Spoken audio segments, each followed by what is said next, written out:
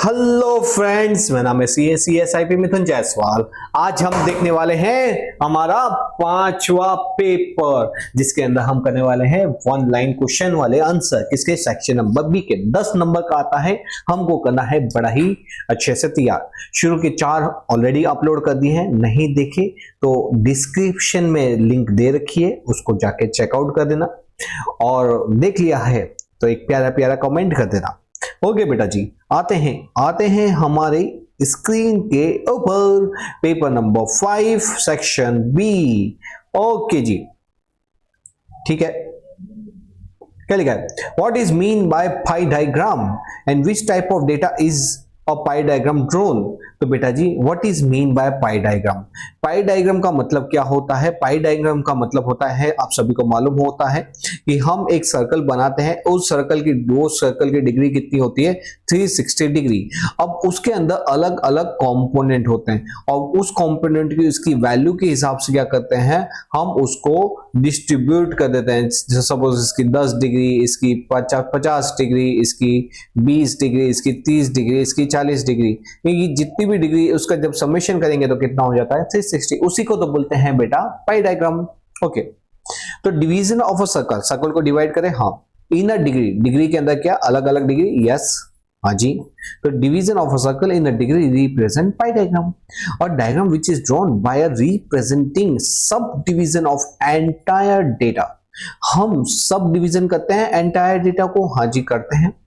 By the proportional degree in a circle, तो उस circle के अंदर प्रोपोर्शनलिटी करते हैं, हाँ उसी को बोला जाता है पाई डायग्राम।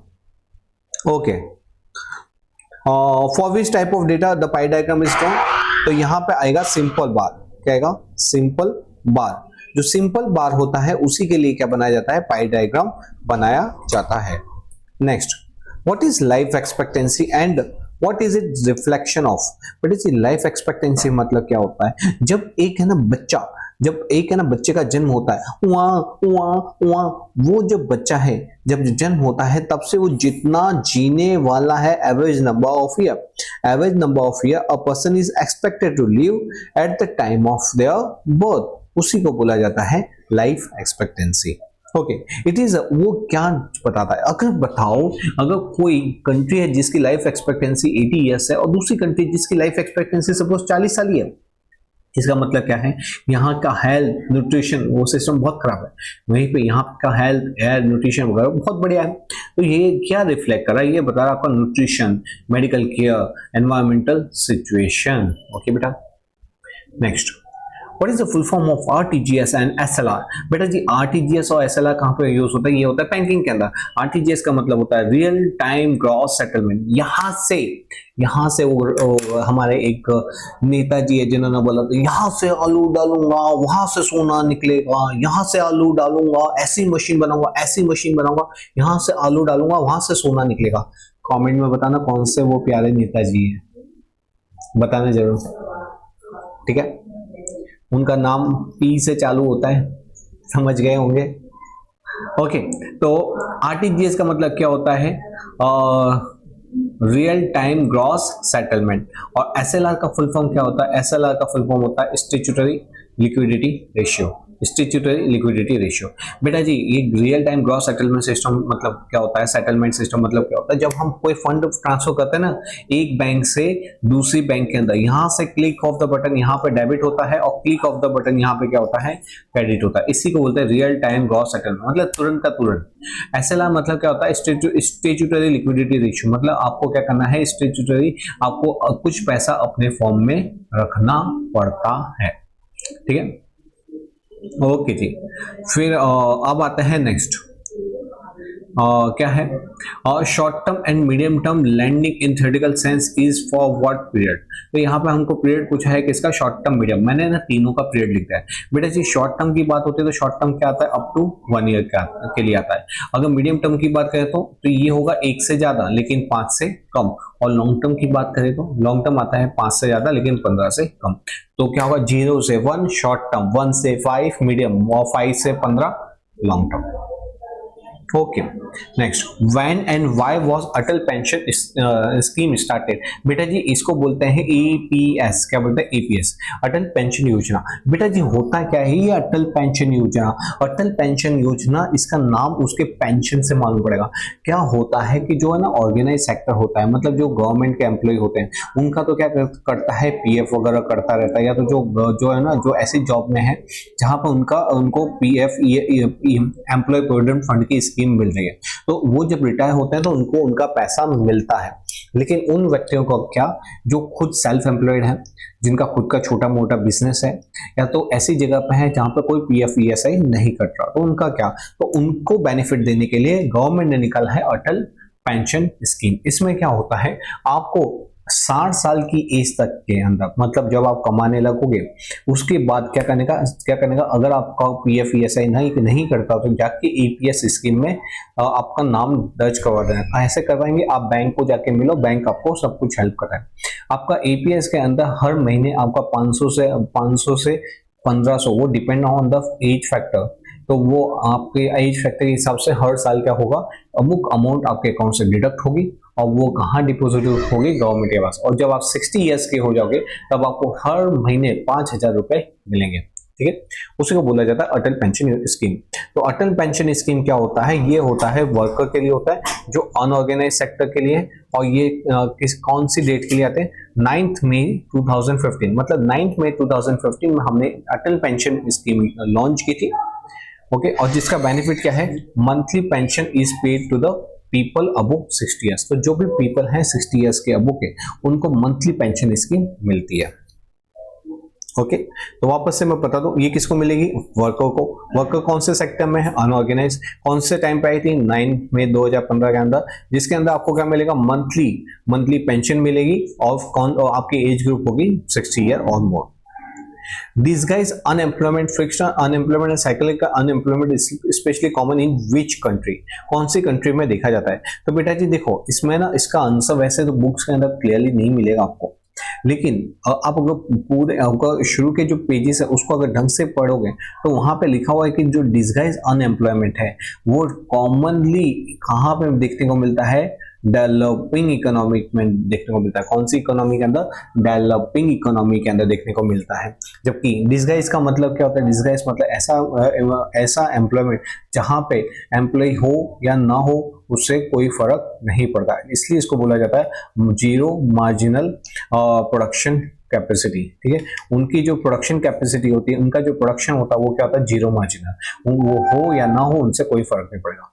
और दूसरा आता है फ्रिक्शनल मतलब टेक्नोलॉजी चेंज होने के कारण, साइक्लिकल मतलब देश के अंदर बूम और क्या होता है, रिसेशन आता है, जिसके कारण क्या होता है, एम्प्लॉयमेंट बढ़ता करता रहता है। तो जब साइक्लिकल और जो फ्रिक्शनल होता है वो कौन सी कंट्री के अंदर देखने को मिलता है, डेवलप।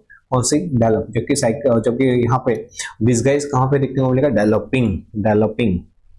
ओके जी, next question, ICAR and HYVP इसका फुल फॉर्म क्या है?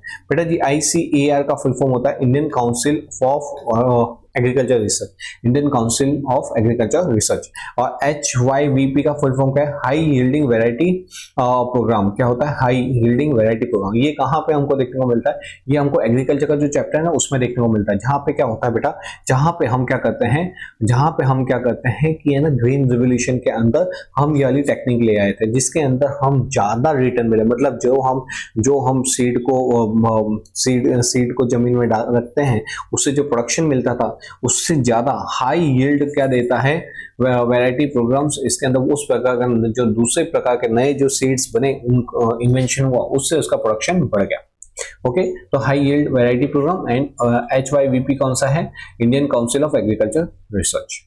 Next question number 28, what is developmental import and maintenance import. सबसे पहले है ना व्हाट इज समझे, इससे पहले इसको देखो, यहाँ पे developmental import and maintenance import क्या होता है। डेवलपमेंटल इंपोर्ट का मतलब क्या होता है, जहां पे हम कैपिटल गुड्स वगैरह जो लेते हैं, क्या कौन से गुड्स, कैपिटल गुड्स, मतलब डेवलप होने के लिए, मैन्युफैक्चरिंग स्टार्ट प्रोसेस करने के लिए क्या करते हैं, जो गुड्स लेते हैं मतलब कैपिटल गुड्स लेते हैं, यूज टू बिल्ड और expand the countries production capacity. हमको कंट्री की प्रोडक्शन कैपेसिटी बढ़ा दी है, तो उसको बोलते हैं डेवलपमेंटल इंपोर्ट। जबकि मेंटेनेंस इंपोर्ट क्या होता है, मेंटेनेंस मतलब क्या होता है, मेंटेन रखने के लिए। For our foreign purchase to keep the existing production running.